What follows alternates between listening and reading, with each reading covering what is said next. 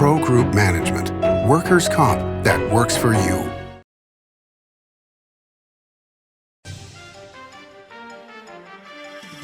Welcome to Nevada Newsmakers. On the broadcast today, Steve Yeager, Chairman of Assembly Judiciary, here for the whole show on an all-new Nevada Newsmakers.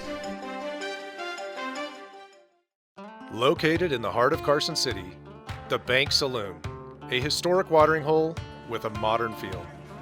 With a variety of classic cocktails, featuring Nevada spirits, space for private events, conferences, and an incredible atmosphere.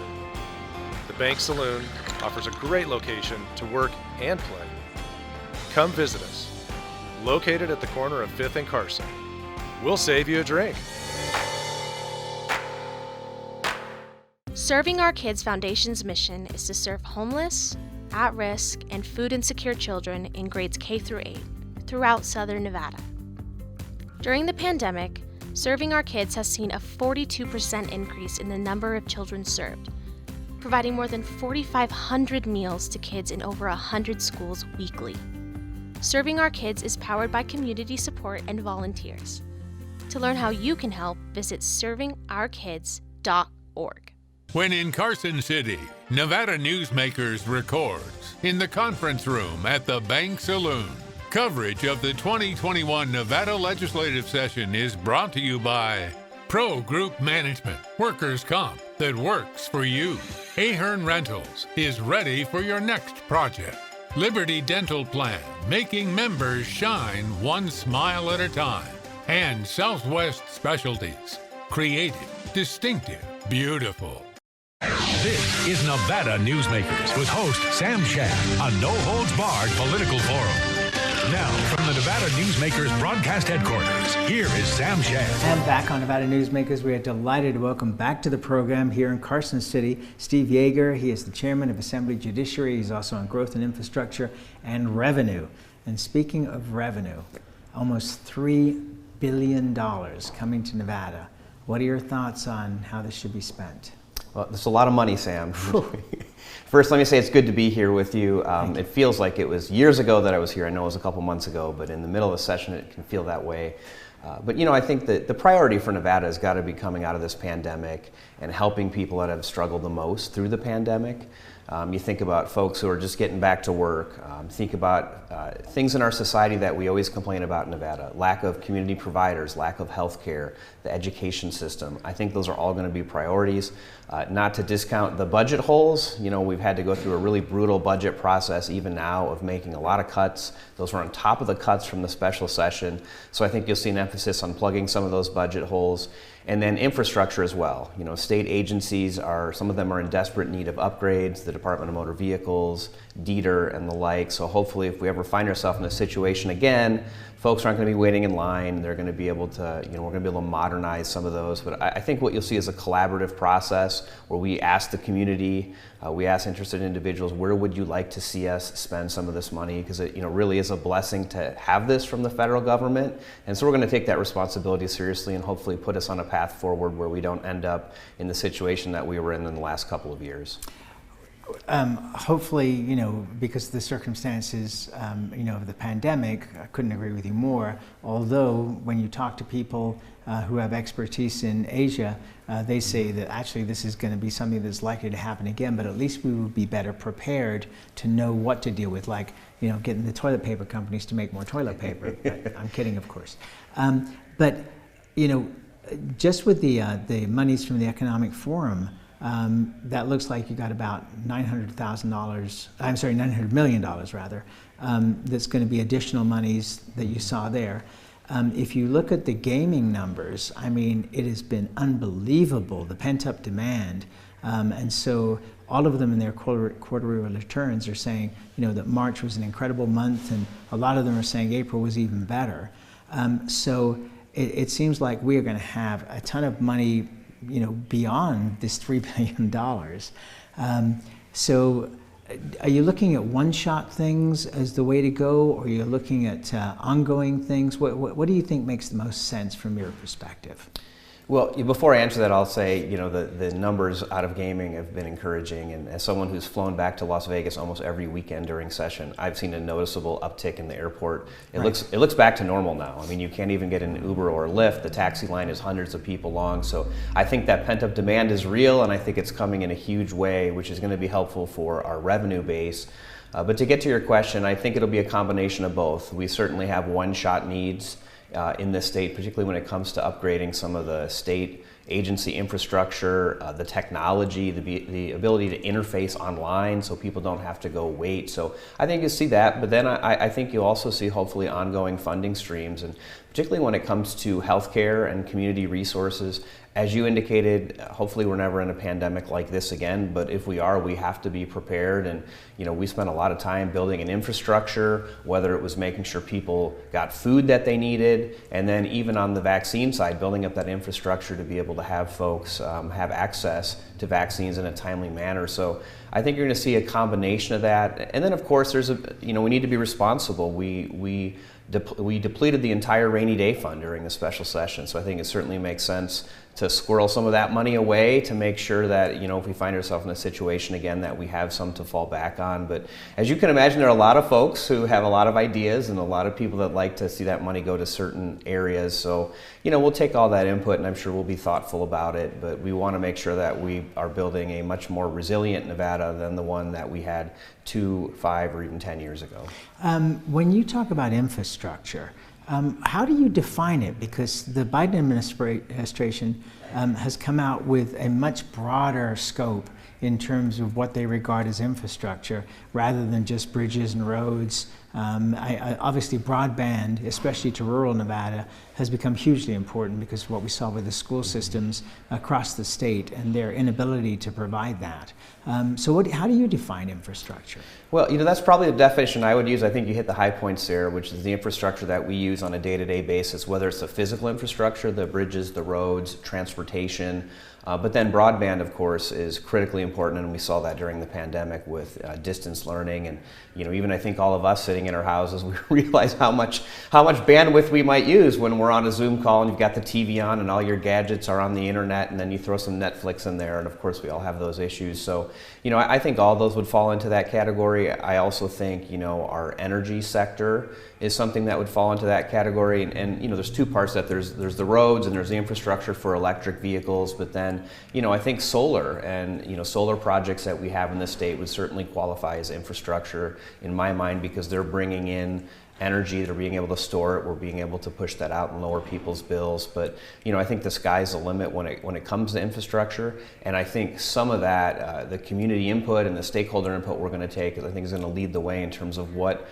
else might we not even be thinking about that would fall into that category that would make sense for the state long term. So the other side of this, and I can go back to the beginnings of the Gibbons administration to talk about this, was at the time NDOT said that they needed $6 billion to catch up on road work that was needed. And I talked to an advisor to the Gibbons campaign, and he said to me, if you gave NDOT $6 billion to work on roads, you would never get reelected, because nobody would be able to drive anywhere, because there would be cones all over every street. And so, we have to, take this step by step. But the other part of this is that right now, we're struggling to get employees. It seems like the president is now starting to come around a little bit, because I think there's been such a blowback over his comments that he didn't think that it was the unemployment that was making people stay home rather than going to work. Senator Settlemyre was on the program a couple of days ago, and he suggested, instead of paying people $300 a week extra for unemployment, that we should use that $300 a week as an incentive to go back to work. How does that sound to you? Well, I think the issue is pretty complex about people going back to work. I mean, certainly there are folks, I think, who are making more money on unemployment than they would be otherwise. But then, you have a whole host of other issues, right? People who were working at certain jobs got laid off, trying to get back into that job, and they're having difficulties. You still have people who haven't been vaccinated, people with health concerns. So, I think all these ideas are worthy of consideration. I don't know about that one in particular, but I do think as we move forward, we're going to see that return to work for people, because those opportunities hopefully are going to even be greater for them than what the unemployment money is now. But I haven't seen any sort of definitive data or information on that, but it's a frustration that I hear, and one I hear a lot, and one I've seen at the airport is rideshare. Nobody seems to be doing rideshare anymore. You show up and there are no cars available, and so there's clearly a reason for that. So it's something we need to really look at as a state and make sure we're getting people back to work, especially as we have hopefully 50 million tourists coming into Las Vegas over the summertime and beyond. Obviously we need people there, we need service workers there, so that's a good experience for those tourists and they want to come back to town. And the $15 an hour minimum wage is out the window. It's like, at this point, if you're not offering $19, $20, I've got a client that has a job that needs to be done over the next month, paying $23 an hour. I mean, that's a long ways away from the state minimum wage. It is, and we whenever we debate minimum wage, we often hear about, though, the market's going to dictate it and the market sets the rate. So maybe this is the one time I agree where the market is setting the rate and it's setting a higher rate, and hopefully there's a way to make that work, because I've never been comfortable with the fact that someone could work full-time job plus and not be able to make ends meet. And so hopefully this is the start of a good trend.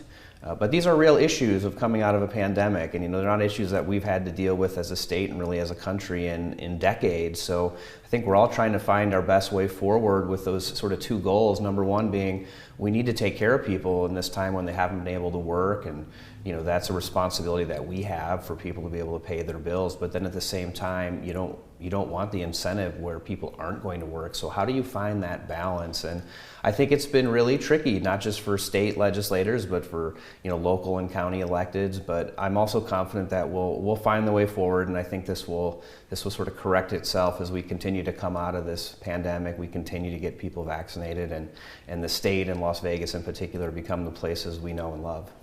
I couldn't agree more. It was interesting, after you and I were going backward and forward on email yesterday, I read a story in the RJ that Marilyn Kirkpatrick was actually calling people to get them to go and get vaccinated. You've been vaccinated, I've been vaccinated. Why do you think people aren't getting vaccinated at this point, and what can we do to encourage people? Because that's really where we need to be, especially in Clark County, to get back to 100%. Yeah, it's critically important, and I think, like anything else, it's the relationships that you have with people. If you are close to someone, you know them, and you know they haven't been vaccinated, talk to them, tell them to get vaccinated. In terms of the whys, I don't know. I think there's some pandemic fatigue where people just feel like they've had enough. I think there's also some people out there that feel like, well, if everyone else got vaccinated, then why is it important for me to do it? But then, we still have a number of folks in the community just don't really know where to go and how to do it. And I think you say to yourself, well, how is that possible? There's so much information out there.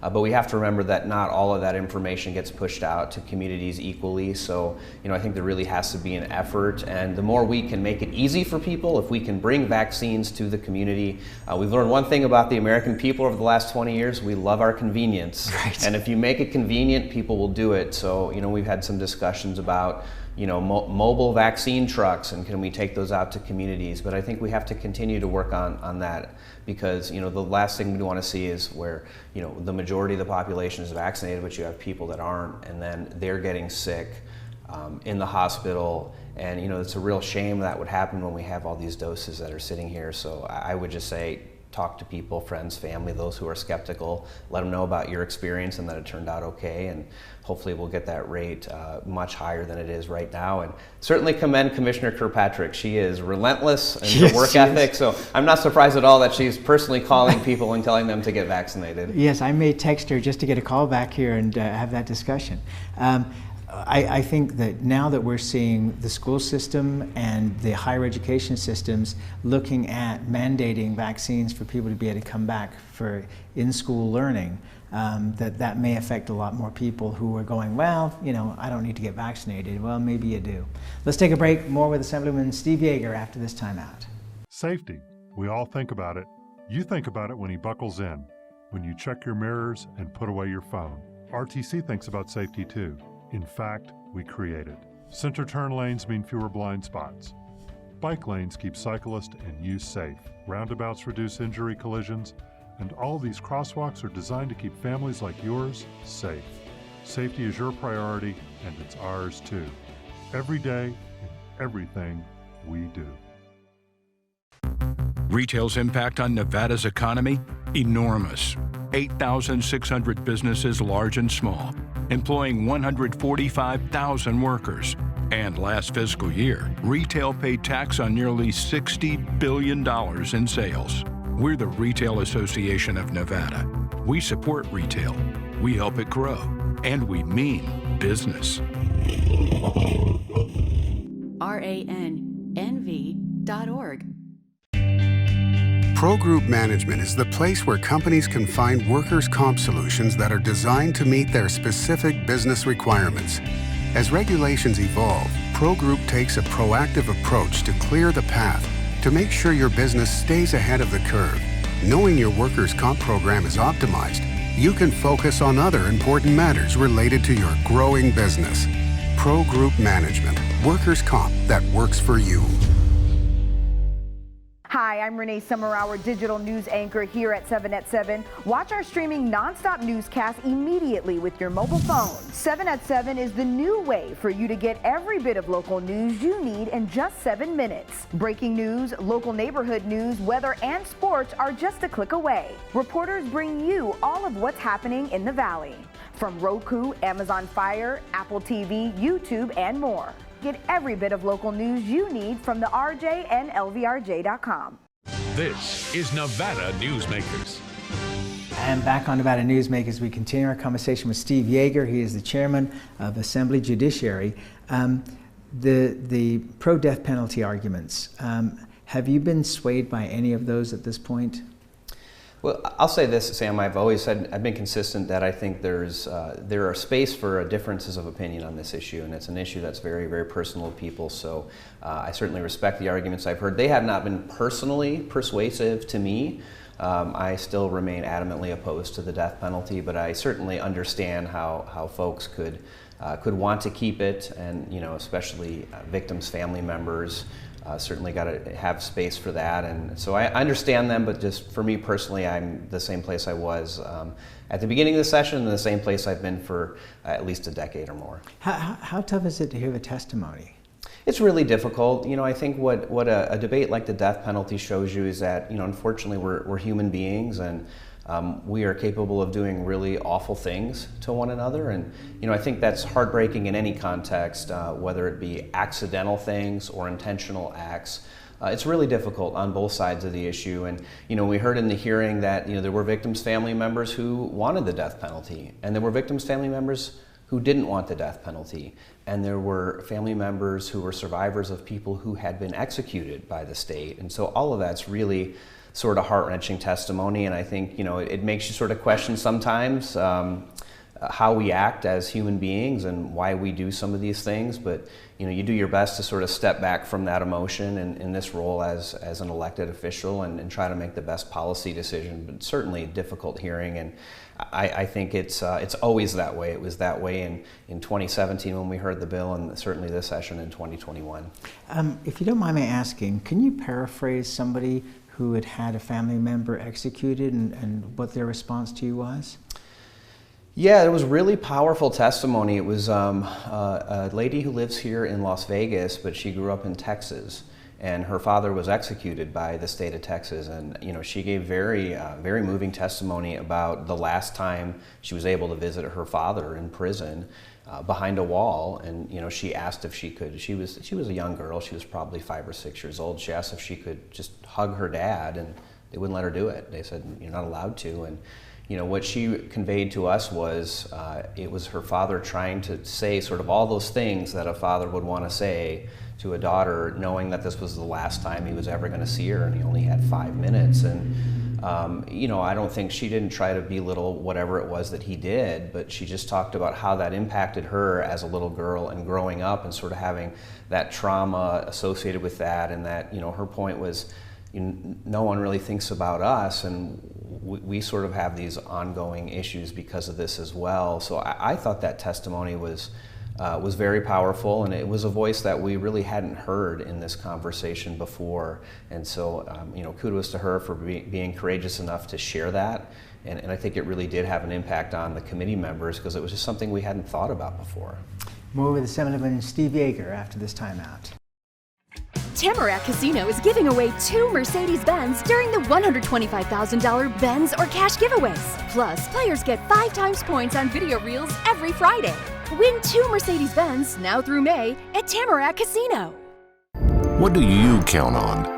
You count on your power every day. At NV Energy, we've always powered what's important to you. But we're not looking at the past. We're focused on the future. While our standards are high, our rates will remain low. And our commitment to renewables isn't just meeting standards, but leading the way. Because you can count on more than just your power. You can count on the company who brings it to you. That's our promise. You can count on it. The Do It Right guys at Nevada Heating have one mission. Your furnace breaks down today, we fix it today. Why freeze for days while your furnace is down when Nevada Heating can get the job done today and you can get warm again? For nearly 50 years, locally owned Nevada Heating has been getting the job done right. Call today at 323-5585 and we'll fix it today. That's 323-5585 or online at nevadaheating.com. Serving Our Kids Foundation's mission is to serve homeless, at-risk, and food insecure children in grades K through 8 throughout Southern Nevada. During the pandemic, Serving Our Kids has seen a 42% increase in the number of children served, providing more than 4,500 meals to kids in over 100 schools weekly. Serving Our Kids is powered by community support and volunteers. To learn how you can help, visit servingourkids.org. Tamarack Casino is giving away 2 Mercedes-Benz during the $125,000 Benz or cash giveaways. Plus, players get 5 times points on video reels every Friday. Win 2 Mercedes-Benz now through May at Tamarack Casino. This is Nevada Newsmakers. And back on Nevada Newsmakers, we continue our conversation with Assemblyman Steve Yeager. He is chairman of Assembly Judiciary. He's on growth and infrastructure and revenue. Marijuana lounges, are they going to happen? Both fingers crossed. So the bill is in Ways and Means right now because there's a fiscal note attached to it, and these are legitimate fiscal notes. The Cannabis Compliance Board is going to need this to ramp up their staffing. The Attorney General is going to need to ramp up some staffing to advise the Cannabis Board. So I'm hopeful, but what we're seeing now is they're getting all the budgets out of the way, so they're working on the education budget, and I think once those budget dominoes start to fall, I'm very hopeful we'll get a hearing out of Ways and Means, and I'm hopeful that the Senate will see it the same way we do because it is well beyond time for this to happen. So I think the bill is in a very nice place, but it's just sort of sitting there waiting for a couple other dominoes to fall first. Do you believe that the revenues that will be generated by the marijuana lounges will be more than enough to compensate for the increased state costs? I do. I do believe that, and that was the case initially when we opened dispensaries, but there's always that upfront cost. And so back then what happened was the state essentially loaned the money to get the system set up and then recouped the money when fees were paid and revenue came in. So I think that's going to be the same case here. So I'll be leaning on Chair Carlton of the Ways and Means Committee to sort of help me through that process of how we can satisfy those fiscal notes, because I think this is really going to be a benefit to the state, not just on the revenue side, but on the social side. And we're talking about the pent-up demand for Las Vegas, and I think you're going to see that with consumption lounges coming online too, that can add a whole nother dynamic to the reasons people want to come visit Nevada. It was interesting, somebody wrote me yesterday when they knew that you were going to be on the show, and they said, are you looking at marijuana lounges across the state, not just in Las Vegas, but Reno, Sparks, Northern Nevada? Yeah, so if the bill passes, it does allow them statewide, but it is going to be up to the local governing body to decide whether to have them. So typically county commissions. So if we're being realistic about it, I think you would look where dispensaries are currently located in the state, and those are probably the places that are going to have consumption lounges if they so choose. So you think about Washoe County, Clark County, Some in Elko County, up in Wendover, they have a dispensary there as well. So there will be that local ability to decide whether they want them or not. Are you surprised at some of the trouble that the marijuana industry has been having in terms of revenue, that the illegal market has still been fairly strong, just because the cost of purchasing on the black market versus purchasing legitimate product, the cost differential has been huge? Yeah, I'm a little surprised that the numbers are where they are, but I do think, you know, some of what we can do with the Cannabis Compliance Board is sort of step up enforcement of that. I mean, I think there's just kind of been a lack of enforcement on the illegal side, and I think, you know, I think rightfully so. When we have limited resources, it's probably not the number one issue, but I think it's important that the Cannabis Compliance Board really get into that space and make sure we're trying to crack down on those, and not just on the revenue side, but you know, you don't know what you're getting in that market, and at least with our products here in the state, you know, they've been tested, they're going to be safe, and if there's an issue, they're going to be pulled off the shelf. All right, now the most serious question that we have to raise, which is how much money have you saved personally during this session by not having to hand out donuts in your office because there's been nobody coming by? For those that don't know, it's been a tradition that people come to your office, they get a donut, and then they get a photograph with you, and then it goes up on the wall. So are you saving big bucks here? Well, so the good news is we got the donut wall relaunched a few weeks ago. So, but the beginning of session we did not have it. So yeah, I would say we typically do about 100 donuts every Friday. So that ends up being about $100. So we're probably in the four figures or greater that I've saved personally. Now, I'm not going to say that I haven't eaten my own share of donuts, but I haven't bought them for the building. But we have it open for, I guess, 2 more weeks or 3 more weeks of the session. So if anyone is in the building on a Friday morning, come by and grab a donut and grab a photo. It'd be good to see you. I thank you so much for taking out the time. I know how busy you are at this point in the session, and I really appreciate you being here. Thank you. It was my pleasure. Thank you, Sam. And we'll be right back. Brian Kulpa Photography was born in the rolling hills of Massachusetts, and now he can help you experience the stunning beauty of Nevada in a whole new way through the power of flight. Flying has always been a passion for Brian, and at Brian Kulpa Photography, he can make your imagination soar. Brian has the creative mind and tools to tell your unique story. Experience the bird's eye view at briankulpaphotography.com. Hi, my name's Marilyn Miner, and I'm sure you'd agree that Nevada's a very special place to live. I was born here, and my husband and I have raised our family here. I feel it's a privilege to live and work in the Truckee Meadows. I especially enjoy helping my clients reach their real estate goals. Sometimes the smallest details provide the greatest satisfaction. I'd be complimented to talk to you about your next move. Call Marilyn Miner at Dixon Realty, 742-1280, or log on to marilynminer.com. Safety. We all think about it. You think about it when he buckles in, when you check your mirrors and put away your phone. RTC thinks about safety too. In fact, we create it. Center turn lanes mean fewer blind spots. Bike lanes keep cyclists and you safe. Roundabouts reduce injury collisions, and all these crosswalks are designed to keep families like yours safe. Safety is your priority, and it's ours too. Every day, in everything we do. Pro Group Management specializes in providing industries with the necessary components to satisfy and exceed workers' comp requirements. Every business has unique needs and specific regulations. Pro Group Management stays ahead of the curve, providing up-to-date services to keep your industry in top form. Discover how we simplify your tasks, improve efficiency, and reduce expense to keep you moving in a positive direction. Pro Group Management. Workers' comp that works for you. As always, you can watch Nevada Newsmakers on television, radio, audio and video podcasts, and YouTube. We'll see you on the next broadcast coming to you from Carson City. See you then.